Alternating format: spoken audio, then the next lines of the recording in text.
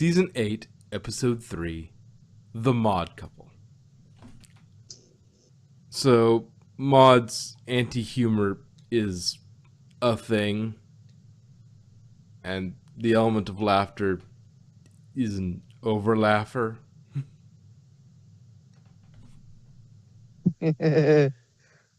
uh, uh, uh, this is funny. Yes, it's another good shot of that Rainier Wolf Castle's "that's the joke" sort of meme. I have no idea what that means, but You're buzzing a little bit, Doc. oh, sorry, I had you on a speaker. Okay. All right. So, yeah, it's a little much. And she does talk about, it's like basically the whole thing is, yeah, Earth ponies can't do anything like special, horn, wings, but seem to see from like multiple episodes, Earth ponies do seem to have some like their passive abilities. They're not really, an active, ooh, I can fly, or ooh, I can move stuff around, but they just like, yeah, I just do stuff. I'm just am things. It's just like constantly on. Like living things and strength. It's just, it's more passive boost than anything.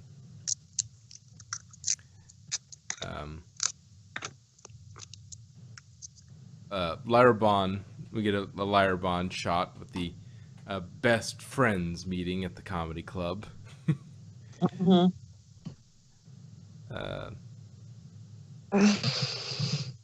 And then we get teased that turns out Maud hasn't had time for Pinky lately, for some reason.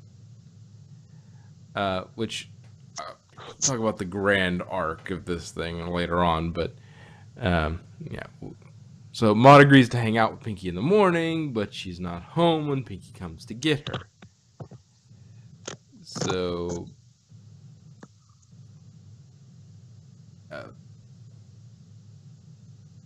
being Pinky, she thinks Maud is playing hide and seek and looks everywhere, including Yakistan and Ghastly Gorge. But Ghastly Gorge is like at least a little more reasonable. Like, she's never been to Yakistan as far as I know, but Ghastly Gorge, she was actually there for like that bit where she was mining in there, but it's like so freaking out already, she puts up lost posters and even checks Starlight's room, which, I mean, she is friends with her, but yeah, she went a little extreme. And it's like, is she underneath your bed? Maud, why are you naked? Oh, wait, we're normally naked. Never mind. But yeah, Pinky has never been known for completely understanding personal space. Turns out she checked Discord's dimension, and an interesting fact, Granny Smith has a wax museum. I think I forgot about that. She does. Who is in Granny Smith's wax collection? And where she must be friends with Madame Tussauds. I'm wondering where it is and who's in it, because it's a throwaway line, but it would be funny if later on this comes back and we see, oh yeah, that's Granny Smith's wax museum. What? Oh yeah, there's a throwaway line back there. Yeah, that's the thing. It's here. It does the thing.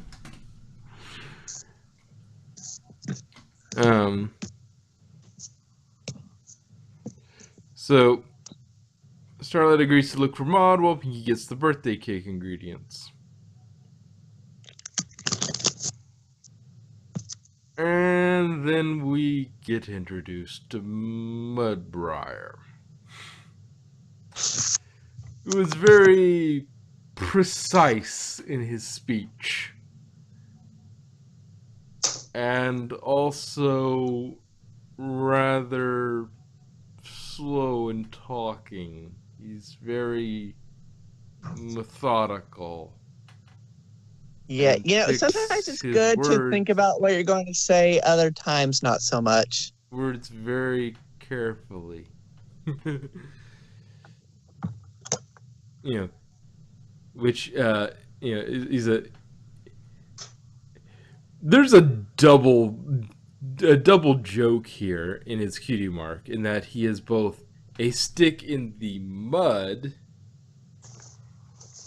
and those with more pervy minds will see that as something different, given that he is Maud's boyfriend. Mm-hmm. So, So he's either a stick in the mud or a stick in the mud. That is a thing. That is the stick in the Maud. So after meeting him, she finds Maud. Maud finally pierces Pinky's baffling blitzkrieg of babbling in order to tell her that she has a boyfriend. And I love that She was going to say, I have a special sun pony.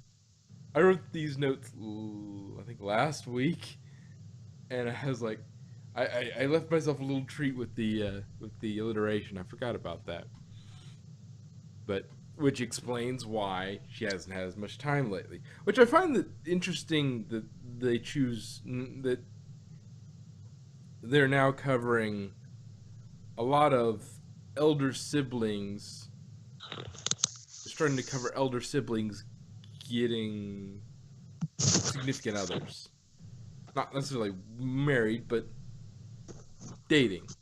Which is interesting in that the demographic that watched this as, that was the demographic that was the target audience, is now growing up. And so these things, dealing with elder siblings starting to date, and they don't necessarily have as much time for you anymore because there's somebody else, and it's a very mature sort of topic to go after, but it fits with how this target demographic has grown up. And so now they're dealing with, this is a little more mature topic, and it's not going to hit necessarily the current target demographic, but those that have grown up with the show, this is starting to sort of hit home, and this is sort of places where, yeah, you may not understand them, the people your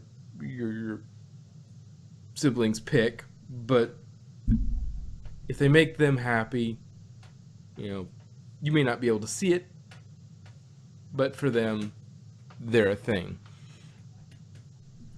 Okay, so find out that Mudbriar is the name of the boyfriend that Pinky first met in the shop. They're probably together, and Mudbriar stepped into the shop. Already made that joke.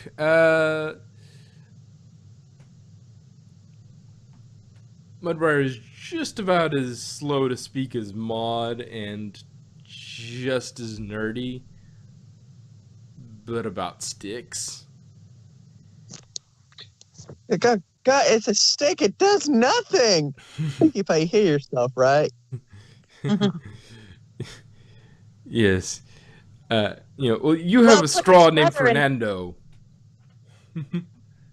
Put them together and they could break some bones. But words will never hurt them. Nope. That's because they picked them so meticulously. Apparently they met at a petrified wood show. Which they have a fun little nerdy bickering back and forth about petrified wood, whether that and that itself could be a double entendre. Yeah. It goes so far as to have an inanimate pet named Twiggy. And Pinky can, like you said, Pinky can get her head around Boulder, but not Twiggy. That's because Twiggy was supposed to be a skinny woman back in, I don't know, the 70s or something. Anyway, so Starlight points out the rather obvious point. The two are actually pretty similar, despite Pinky's inability to understand. Her bluntness is probably why they chose to use her instead of Twilight. Because they had to pick somebody for, a number of reasons. Starlight comes up as the natural choice for this sort of, we need somebody to hit Pinky over the head with something blunt. So what do we choose? Well, Twilight would understand, but she might not be as blunt as she needs to be. She might soften it too much. And Starlight's already friends with Maud. I mean, Twilight knows Maud, but Starlight's, I think, a little closer to her. So, it feels more natural that, it's kind of convoluted to get her to be the one. Pinky has to go invade her space for that to be a thing instead of just running into her. But she makes sense as the pick. So Starlight suggests that Pinky spend some time with Mudbriar and use their knowledge of her sister to plan a great party. So at this point, they retreat to the Punk Cave, or cavern, as Mudbriar points out. It's not the Pinky Cave, it's the Pinky Cavern. Anyway. Yeah, but Pinky Cavern doesn't really sound awesome, I guess. Pinky Cave doesn't sound either. How about the Pinky Dungeon? There you go. Yeah. Okay. But the Pinky Cavern is technically correct. The best kind of correct. Also, Pinky Cavern, because of the syllabic connection, does sound better than Pinky Cave. But then it loses the reference with Batman. So true. Yeah. But I was never a fan of Batman anyway. So it's you trade one thing for another. The syllables work better for this because it's two, bum bum bum bum, versus the reference. But anyway. At this point,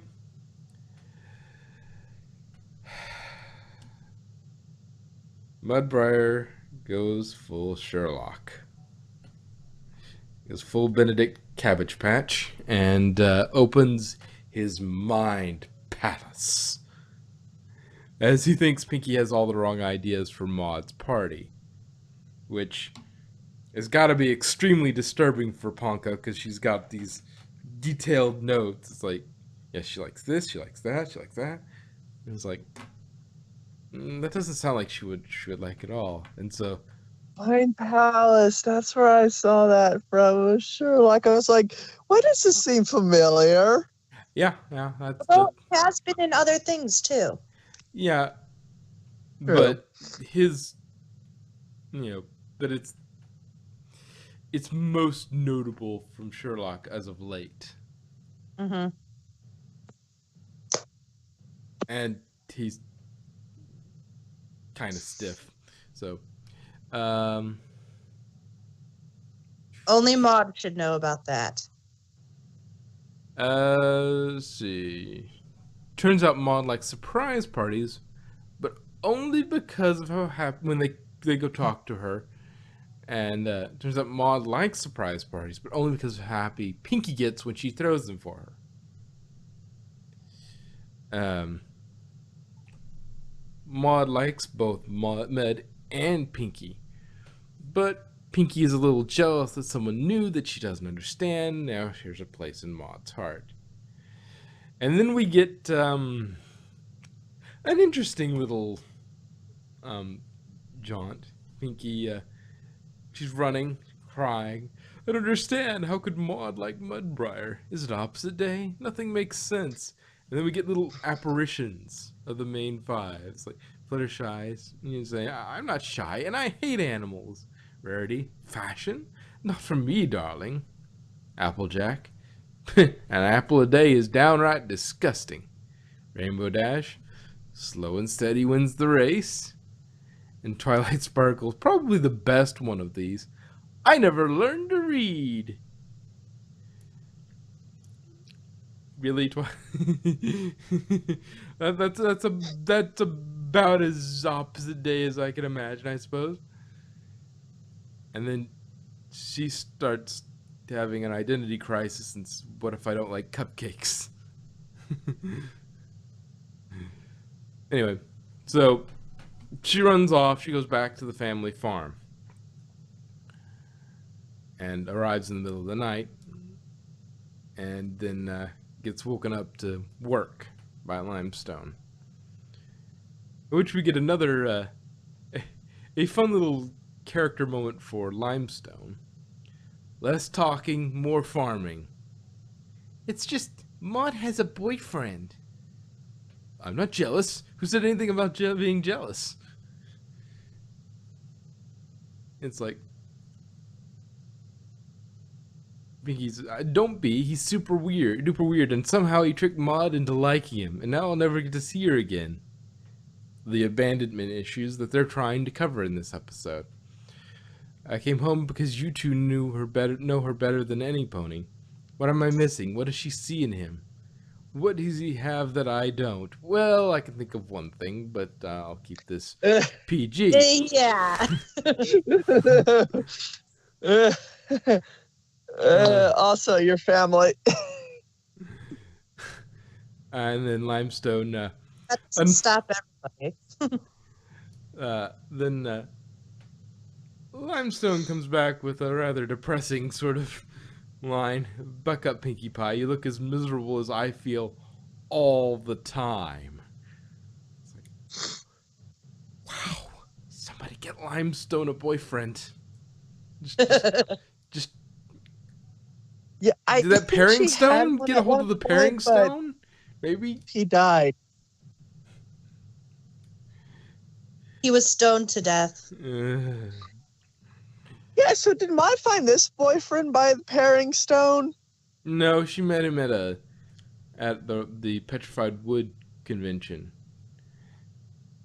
Which makes me wonder exactly how the pairing stone works. Does it like,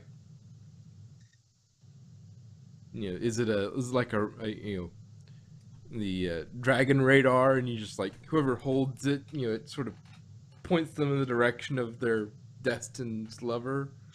Or does it like show them the cutie mark of the one that they are destined to be with? Or does it sort of like, if you're already a couple, the way it seemed like Igneous and Cloudy met, it was like we were destined by the pairing stone. So it sounds like it was sort of a thing that, one of them touched or something, or there was some sort of ceremony and it showed the other. One was brought up and it showed the other, and they were then paired. So I don't know exactly how the pairing stone works, and I'd love to know more about it. Maybe Here's it's like how it the works. sorting hat. Two Perhaps. ponies go before the pairing stone, and if it deems their union worthy, nothing happens. But if it does not, it falls and crushes one of them. But, well, yeah, it just like I said before, it seems like they didn't really know each other well beforehand, and then the pairing stone came in, and they were betrothed and married within 2 weeks.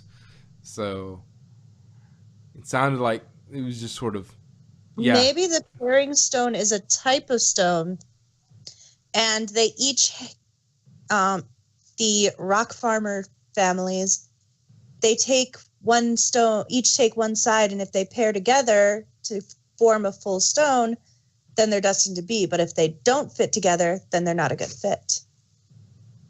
Yeah, there's no telling. We don't have enough I don't think we have enough canon information about it, and I doubt we'll ever get it. Unless we suddenly come back one day and Limestone's married off. Oh yes, we. Or they go back. Or they go back because Pinkie Pie is is to plan her hen night. Yeah, it's yeah yeah. That's Or a about the only friendship reason I could problem imagine. about- It's like, yeah, oh yeah, the pairing stone said she and this guy, they actually kind of hit it off, so it worked out. Or a friendship problem involving the pairing stone pairing two ponies who don't really like each other. Yeah. Yeah. But we don't know how absolute the power of the pairing stone is. Is it true magic in which it actually works? If pairing stone says these two ponies should be together, they should definitely be together. It's fated. It is the best pairing for these two ponies. Or if it's sort of a suggestion, it's a but then that gets into the larger state of fate versus destiny, and that gets messy. But anyway, after getting past that, yeah, my notes after that little exchange were Limestone, just wow, just wow. So Limestone and Marble use the metaphor of a geode to explain it to her. She may only see a gray rock, but Maud sees the gems inside. Mud makes her happy. Maud just sees, ooh, it's a rock. Mud makes her happy, and that should be what matters to a sister. Yep. Which follows with Pinkie trying to literally extend an olive branch to Mud. He corrects her on the species, but accepts her wish to mend fences. Mud comes up with the idea of giving Maud a surprise party she doesn't have to go to, and this makes Maud very happy because it makes Pinkie happy because she gets to throw a party, but then Maud doesn't actually have to go. So it makes both of them very happy, and that makes Maud happy. Overall, an interesting episode with mature topic for a maturing audience. The starting audience for the show is now getting old enough for these lessons to have some merit, acting with some maturity when a love interest starts to take some of an elder sibling's time. So overall, I like this one. I mean, it wasn't, Crusaders of the Lost Mark or The Perfect Pair, but it was okay. It was good. Yeah, it was an okay episode, yeah. Jack liked it. And Jack really wanted to talk about it, too. Yeah, he did. But he's not here right now. But, yeah.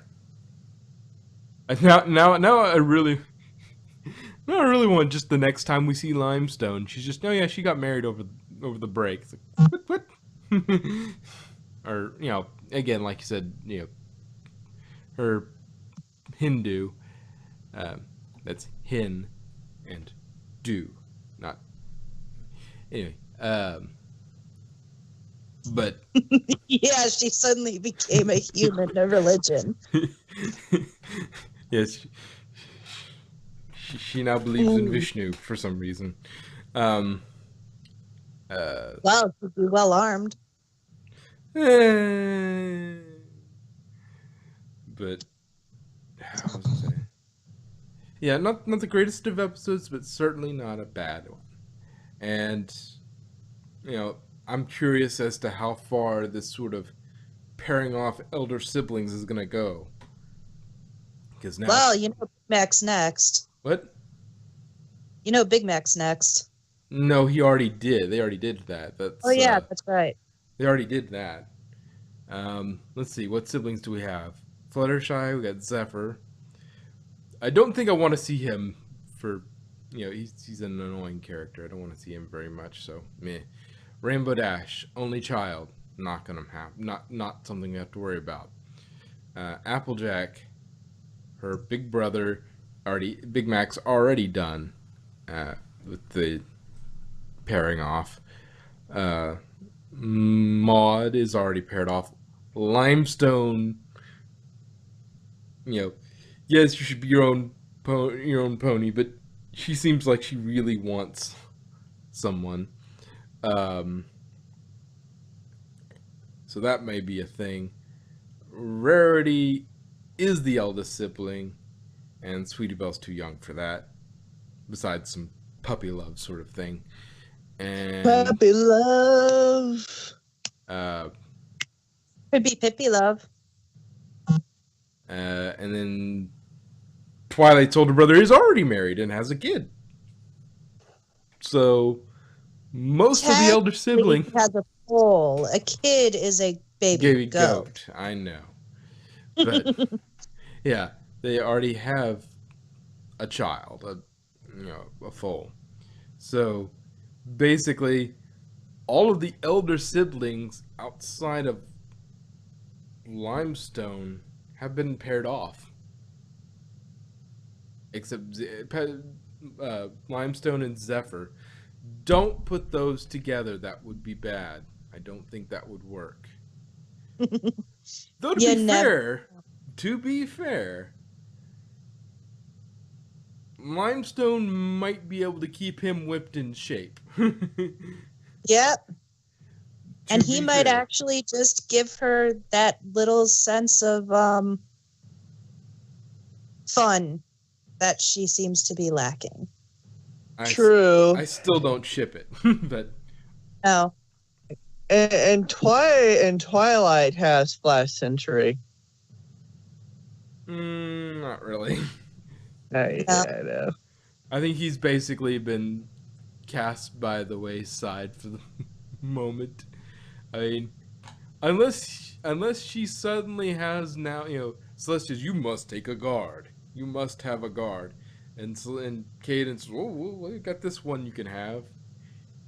His color scheme doesn't match the rest of my guard. I'm going to send him to you.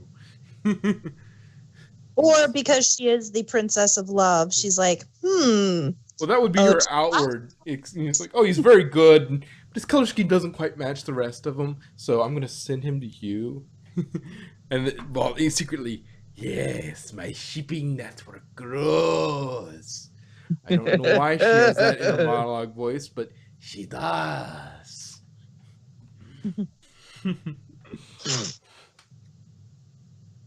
But yeah, it's be interesting to see where they take it. I really don't want to see Zephyr Breeze again, but meh. Any final thoughts on the Maud couple? It was cute. I'm surprised they used the word boyfriend, not like my special sun pony. Which is the terminology we've heard forever. Yeah. So that was kind of new. Maybe that's a thing like you only use with foals. it's like saying, be my Valentine or something. Yeah, it may be something you only use around Valentine's, or it may be only used with like something like little kids call a boyfriend or girlfriend, while adults use those terms, use the boyfriend girlfriend term. Although generally you would have thought they'd have said cult friend. Yeah, true. But, yeah. Cult friend and mare friend. Yeah, but it's so inconsistent about when they're going to actually use pony terms versus, human terms. And maybe they're trying to draw a little more close to, it's like make it sort of use boyfriend to sort of make. Or the simpler solution, different writers have different writing styles. Yeah. Some of them use human terms more frequently than others. Yeah. And just you've heard them say everybody instead of every pony before. Even in early creature now. Mm-hmm.